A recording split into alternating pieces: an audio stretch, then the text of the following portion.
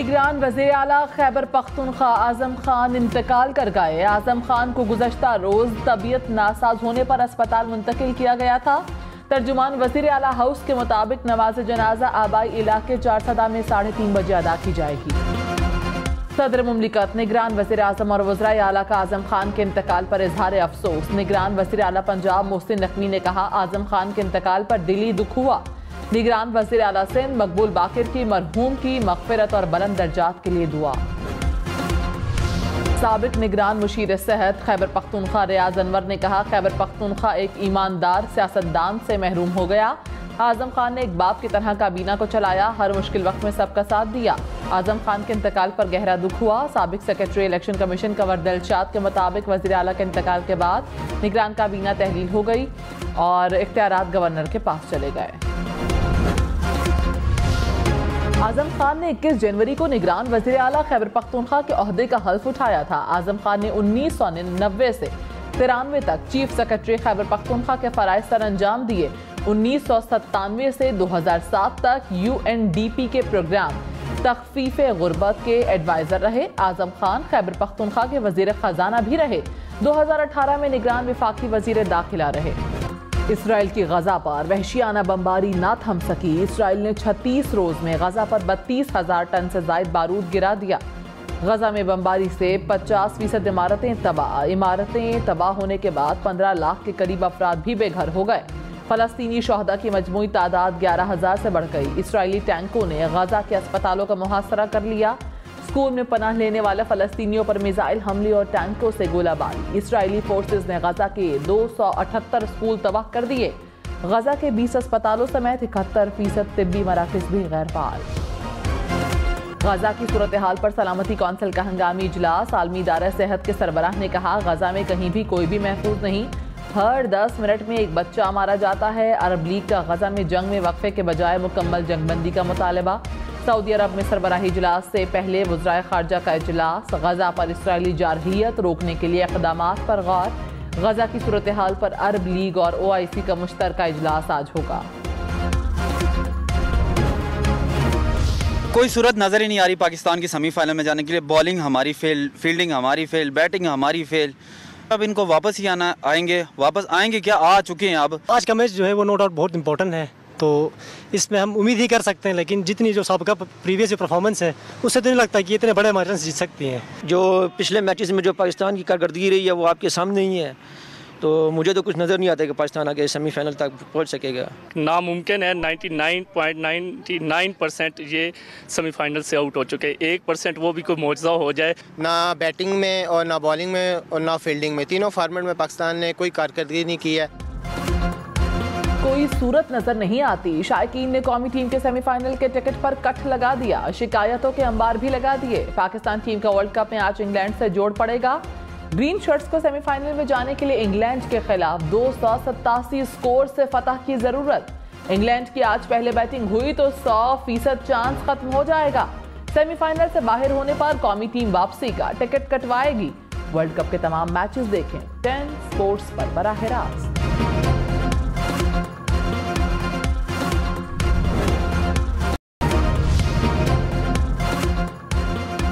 बिलावल भुट्टो ने कहा, Kings party का वही हाल करेंगे जो 2008 में किया था। नवाज लीग और मुत्तहिदा के इत्तेहाद का हमें नुकसान कम और फायदा ज्यादा होगा। मौलाना फजलुर रहमान के साथ भी इलेक्शन लड़ सकते हैं और खिलाफ भी। लाडलों की सियासत खत्म होनी चाहिए। 2013 में मियां साहब को अक्सरियत दिलवाई गई। PTI वाले ना जमहूरियत पर यकीन रखते थे और ना आइन पर। अब उन्हें आइन और जमहूरियत का ख्याल आया। PTI के सबक सीखने का वक्त है। सदर आरिफ अलवी ने कहा, तमाम सियासी रहनुमाओं को इलेक्शन लड़ने की इजाजत होनी चाहिए। किसी खास जमात के लिए रास्ता हमवार किया जा रहा है तो ये नहीं होना चाहिए। हम अब भी इस चक्कर में हैं कि इसको हटाओ, उसको गिराओ, उसको पकड़ो। प्रोग्राम पाकिस्तान टुनाइट में मजीद कहा, निगरान हुकूमतों को लेवल प्लेइंग फील्ड पर तवज्जो देनी चाहिए। इलेक्शन की साख मुतासर हुई तो अदम इस्तेहकाम रहेगा। नवाज शरीफ सियासी जमातों को बुलाते हैं तो PTI समेत सबको जाना चाहिए। जरूरी है कि दरगुजर के साथ एक दूसरे को यकजा किया जाए।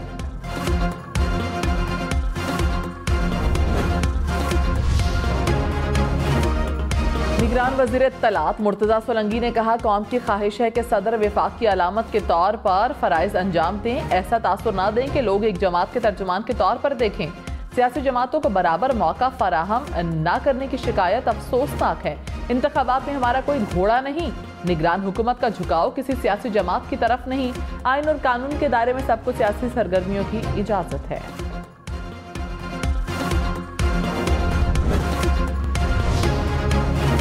मरियम औरंगजेब और जावेद लतीफ़ की इश्तियाल अंगेज तकरीर केस में हाजिरी मुआफ़ी की दरख्वास्त मुस्तरद। इंसदाद दहशतगर्दी अदालत लाहौर ने मरियम औरंगजेब के जमानती मचल के भी मुस्तरद कर दिए। केस की समाअत 25 नवंबर तक मुलतवी। लाहौर में तमाम मार्केटें और बाजार मामूल के मुताबिक खुल गए। निगरान वज़ीर आला पंजाब का बारिश के बाद स्मोक कम होने पर पाबंदियां हटाने का ऐलान। मोहसिन नकवी ने कहा, रेस्टोरेंट शाम 6 बजे के बाद खुल सकेंगे। स्कूल, कॉलेजेस और यूनिवर्सिटीज बंद रहेंगी। सरबराह इस्तेहकाम पाकिस्तान पार्टी जहांगीर तरीन का काश्तकारों से 425 रुपए फी मन गन्ना खरीदने का ऐलान। जहांगीर तरीन ने कहा, किसानों के हुकूक का तहफ़्फ़ुज़ अव्वलीन तरजीह है। किसान खुशहाल होगा तो मुल्क खुशहाल होगा। निगरान हुकूमत ने गन्ने की इमदादी कीमत 400 रुपए फी मन मुकर्रर कर रखी है।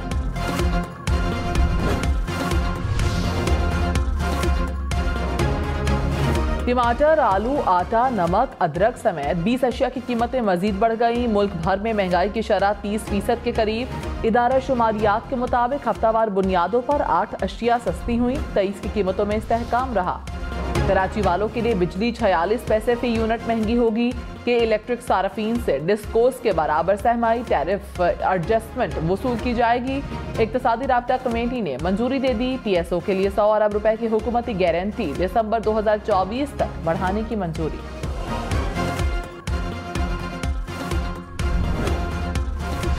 वफाकी हुकूमत का कर्ज 62,291 अरब रुपए हो गया। स्टेट बैंक के मुताबिक हुकूमत ने जुलाई से सितंबर के दौरान 1,450 अरब रुपए कर्ज लिया। बैंकों के डिपॉजिट 26,397 अरब रुपए रहे।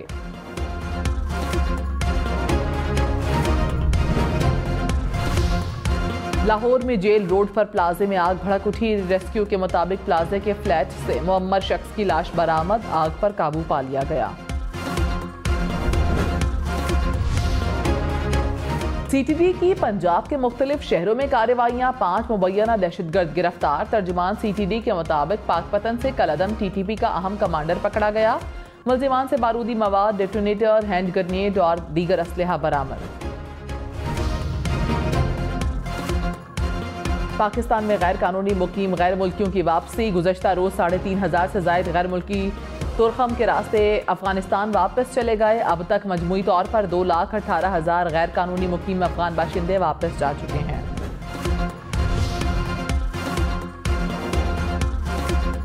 मेलसी में बारातियों की कार नहर में जा गिरी। 5 अफराद डूब गए। रेस्क्यू ऑपरेशन जारी। रेस्क्यू के मुताबिक बारात मेलसी से मुल्तान जा रही थी। पेशावर में मुबैना तौर पर गलत इंजेक्शन लगने से 6 बच्चों के पांव काम करना छोड़ गए। ज़िला इंतजामिया ने अताई को गिरफ्तार कर लिया। कहा, मुलजिम के पास ना मेडिकल सर्टिफिकेट है ना ही रजिस्ट्रेशन थी।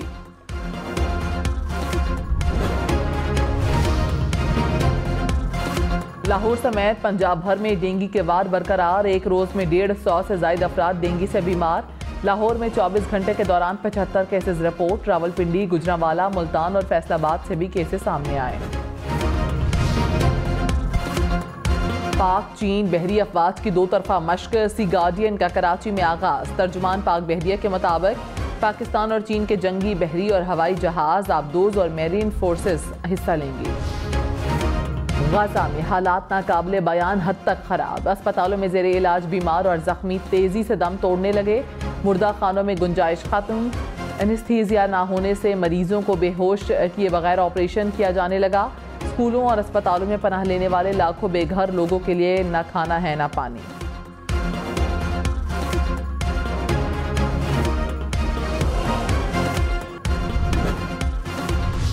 निगरान वज़ीर आज़म अनवारुल हक काकड़ की सऊदी अरब में फ़लस्तीनी सदर महमूद अब्बास से मुलाकात। गाजा में फ़लस्तीनियों की नस्लकुशी पर दुख का इजहार। फ़लस्तीन की सिफारती और अखलाकी मदद जारी रखने के आज़म का इआदा। अनवारुल हक काकड़ ने गाजा में जारी बर्बरियत पर आलमी कुव्वतों की खामोशी को शर्मनाक करार दिया। गैर मशरूत जंग बंदी और इमदाद के लिए राहदारी के क़याम का मुतालबा। निगरान वज़ीर आज़म फ़लस्तीन की सूरत हाल पर OIC इजलास में शिरकत करेंगे।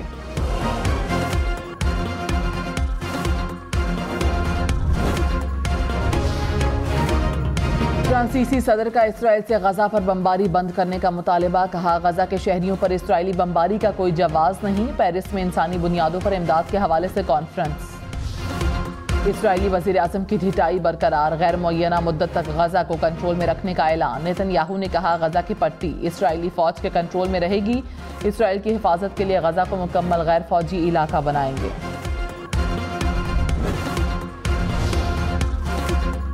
इसराइली फौज की गजा पर बमबारी। हमास के सरबराह की पोती शहीद। अरब मीडिया के मुताबिक हमास के सरबराह की पोती मेडिकल की तालिबा थी। स्कूल पर होने वाले इसराइली हमले में शहीद हुई।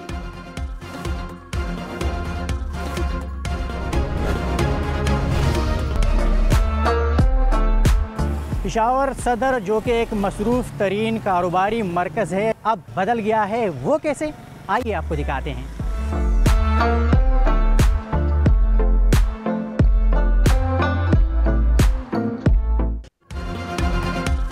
ना बिजली के खंबे, ना लटकते तार। पेशावर के सदर बाजार का नया रूप सामने आ गया। तज़य्युन व आराइश का मंसूबा मुकम्मल। सड़क किनारे बेंचेज, रेस्ट रूम्स और पार्किंग एरियाज की सहूलत।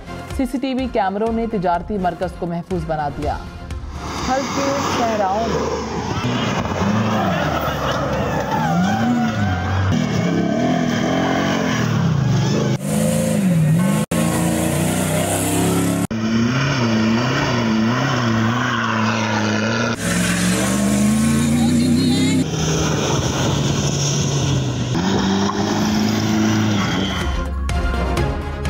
के सहराओं में गाड़ियों की दौड़। 8वीं थल जीप रैली का तीसरा मरहला। क्वालिफाइंग राउंड में कामयाब होने वाले 52 रेसर्स स्टॉक कैटेगरी में मद्दे मुकाबले।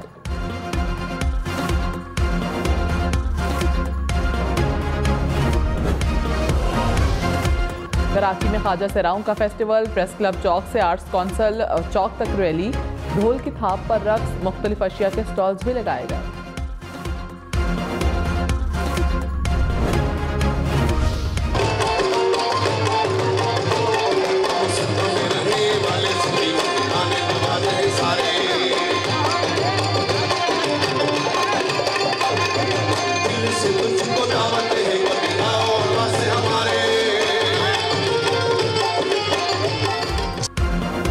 इस्लामाबाद लॉक विरसा मेले में सिंधी म्यूजिकल नाइट। गुलकारों ने मौसीकी के सुर छेड़े तो शुरका झूम उठे। सिंधी फनकारों की शानदार परफॉर्मेंस और रिवायती रक्स ने समा बांध दिया।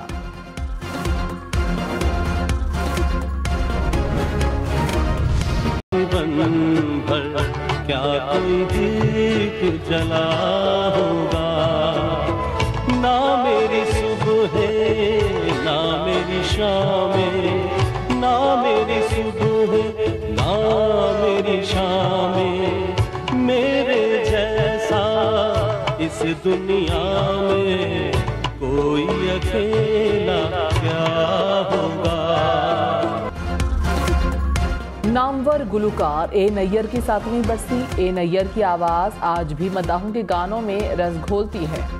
बेहतरीन गुलकारी पर 5 बार निगार अवार्ड हासिल करने का एजाज़ हासिल किया।